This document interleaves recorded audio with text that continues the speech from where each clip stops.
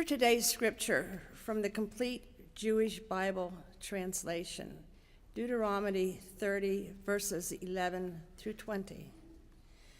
Now, what I am commanding you today is not too difficult for you or beyond your reach. It is not up in heaven, so that you have to ask, who will ascend into heaven to get it and proclaim it to us so we may obey it? Nor is it beyond the sea, so that you have to ask, who will cross the sea to get it and proclaim it to us so we may obey it? No, the word is very near you. It is in your mouth and in your heart, so you may obey it. See, I set before you today life and prosperity, death and destruction. For I command you today to love the Lord your God, to walk in obedience to him, and to keep his commands, decrees, and laws. Then you will live and increase, and the Lord your God will bless you in the land you are entering to possess. But if your heart turns away and you are not obedient, and if you are drawn away to bow down to other gods and worship them, I declare to you this day that you will certainly be destroyed. You will not live long in the land you are crossing the Jordan to enter and possess. This day I call the heavens and the earth as witnesses against you, that I have set before you life and death, blessings and curses. Now choose life, so that you and your children may live, and that you may love the Lord your God. Listen to his voice and hold fast to him, for the Lord is your life, and he will give you many years in the land he swore to give to your fathers, Abraham, Isaac, and Jacob. This ends the reading for the day.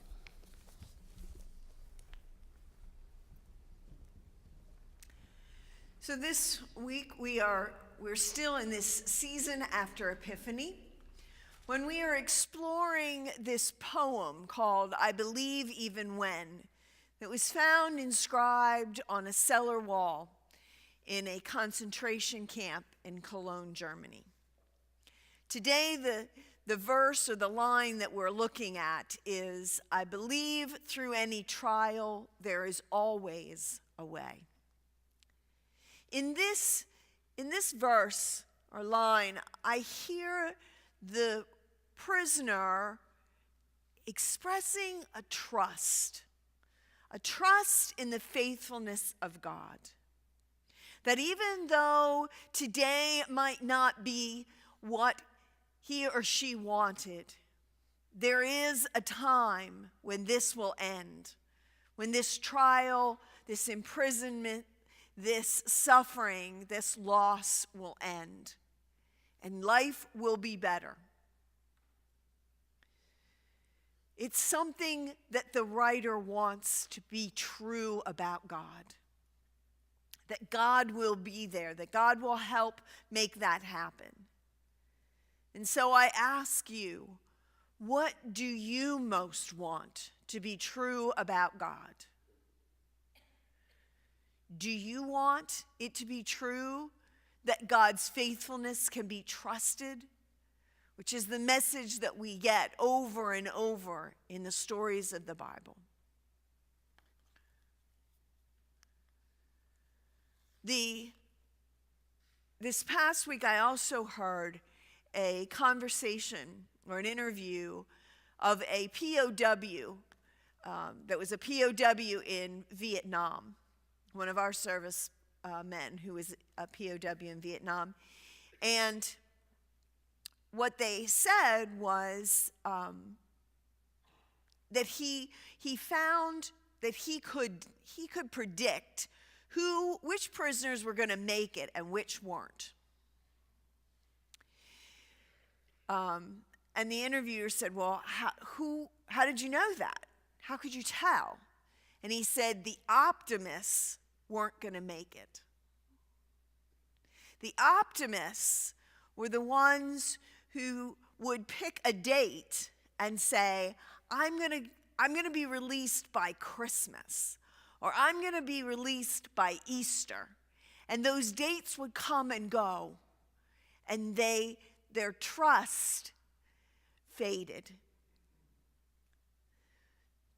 But those who found a deeper trust, a deeper faith, like the faith of Bonhoeffer, who rather than say, this is gonna end, found a way to just trust that someday it would end. Not putting a limit on it, not making a timetable for God. And actually in this quote, even changing it and finding some compassion for his captors. I read you this quote. Judging others makes us blind, whereas love is illuminating. By judging others, we blind ourselves to our own evil and to the grace which others are just as entitled to as we are. It's a different kind of trust and faith, isn't it? Well, in our scripture today, the Israelites had reached a point at which their trust and faith could be compounded because they could see the end. The end was finally in sight, right? Out in the distance, they could see the promised land. And this is where Moses stops them and says, actually in the next chapter, in the 31st chapter, Moses says, but I'm not going to make it there. I'm not going to take you to the promised land. You're going to go on your own. This is your part to do. But Moses also takes the book of Deuteronomy, the first 30 chapters, to remind them of all the things that they need to remember, all the laws they need to keep, all of the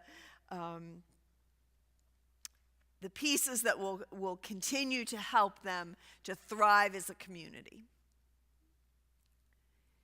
But he sends them also with a caution that you need to know that the people that live in that promised land have other gods.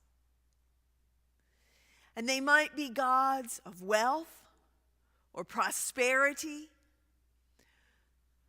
gods of power. And you have to be careful that you don't fall prey to those gods. That you remember there is the one true and living God that has brought you all the way through this. 40 years in the wilderness means that the people who had left Egypt with Moses, crossing the Red Sea, were not the same people who were about to go into the promised land. The average lifespan at that time was 35 years. So these are the children, maybe even grandchildren, of the people who first followed Moses. So they didn't have the same memory of captivity. Remember those early on in the after they had crossed, then they started complaining about how life was better in Egypt. This isn't that group anymore. But this is a group who grew up wandering, who grew up, I want to say, in its own type of prison. No, it wasn't a prison with bars, but they were stuck in the wilderness. They were stuck in this cycle of moving, of finding a new tent place to camp, of finding food and water every time. It was a process that they had to continue to go through. They had no stability. They didn't have the security of knowing what the next day would bring. But when they reach the promised land, they'll have that. They'll be able to build houses and farm the land and raise families. And that's good, but they have to be careful. They have to be careful of being tempted into thinking that they're doing it on their own. Right? We can get drawn into our own thinking that our thoughts that are correct, that our perceptions are correct, that our answers are correct, our righteousness can be an idol for us. We have to be careful of that. Instead, Moses reminds them to choose life. You choose life by remembering to put God first in your life. To put God first and to follow, listen to God, pay attention to his voice, and follow the commandments. And it kept coming through my mind last night when I was thinking about this, that the commandments are to love one another, to love the neighbor, to love the stranger in our midst, to love the enemy. Is that who we're loving? Or do we too fall into loving just ourselves and our way of being, making others wrong? I think it's a slippery slope.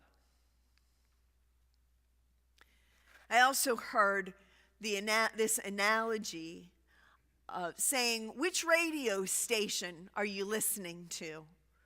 Are you listening to WEGO or WGOD? It matters, right? It matters who we're listening to. Are we caught up in just our own thinking? Or are we listening to what God may be saying through others? What God might be saying in that still small voice that is within us, that calls us to be sharing love, to be living this love that we have received with all people. Well, I want to talk to you about someone who does this very well.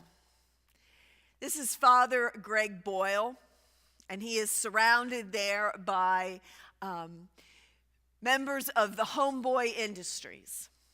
Father Greg is the founder of Homeboy Industries in Los Angeles, California. And Homeboy Industries helps people to come out of gangs and those who come out of the prison system to get back into society in positive ways. Homeboy Industries has become a huge operation. They have education. They have education in that people can get their GEDs or they can learn a trade. They have social workers to help them with their mental and emotional needs. They have a legal department that helps them meet any obligations they have if they've come out of prison. They have a cafe and a bakery and a catering service where they employ their people as well as teach them those skills so that they could go out. But they actually have those places where they can work and that puts money in their pockets so that they can afford a place to live and put food on their table and care for their children. It gives them their dignity back as people who are productive citizens in the community. Well, I'm been reading his second book. His first book was called Tattoos on the Heart, and I've been reading his book, Barking to the Choir, which is an intentional play on words because, as in his words, homeboys tend to put mixed metaphors. Maybe I was meant to be a homegirl because I get in trouble for mixing metaphors all the time. But so putting barking up the wrong tree and preaching to the choir together, and you get barking to the choir. But I want to read this one section that talks specifically about what homeboy industry does. And I want you to hear it thinking about, because I think it's what we are meant to be about. Not necessarily dealing with the gangs, but hear this on a larger level. Homeboy receives people. It doesn't rescue them. In being received rather than rescued, gang members come to find themselves at home in their own skin. Homeboy's message is not, you can measure up someday. Rather, it is, who you are is enough. And when you have enough, you have plenty. In this effort, we are always paying attention and obedient to that. There are so many people in our world who do not feel like they are enough. They are hurting, they are lonely, and they need to hear that they are enough, that they are worthy of God's love, that they're worthy of being with us, that they don't have to have any special knowledge to walk in the door. But they don't know that unless we tell them. I was on Father Greg's or Homeboy's website yesterday, and actually saw a piece. He's taking a break to write a third book, to write the next book, and he said to them, "But I'm not afraid to go away because you all have keys." Think about that. He trusts them enough that every person in the program has a key to the building. And this is not a small building. This is a huge complex. And everybody has a key because everybody is equal.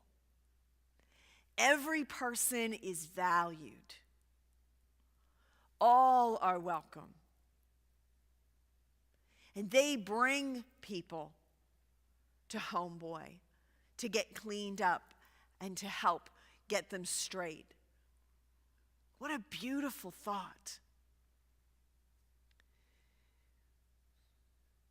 We have people in Lancaster who need to hear the message. And it's our job to take the light that we celebrate here, to take that out into our community, to let them know that they are loved just as they are. They don't need to change. Because their worth is inside. It's not about what they do or say. We talk about everyone being a child of God. So I want you to think this week. I want you to think about who in your life needs to hear that message. And ask for God's help. Because if you ask for God's help on seeing who it is that needs to hear it, God will make sure they cross your path. It's amazing how the Spirit works that way. But when they cross your path, you have to tell them about the love that you know through Jesus. The love that you hear and feel among us. And let them know that it's okay to walk in the doors. Because they're not sure yet. They're not sure if they're going to come in here and get told how wrong and bad they are. There's plenty of those churches too. I'm going to end with a quote by Father Boyle. He says, "Close both eyes and see with the other one." That means the eye of your heart. Then we are no longer saddled by the burden of our persistent judgments, our ceaseless withholding, our constant exclusion. Our sphere has widened, and we find ourselves quite unexpectedly in a new, expansive location, in a place of endless acceptance and infinite love. May it be so. Amen.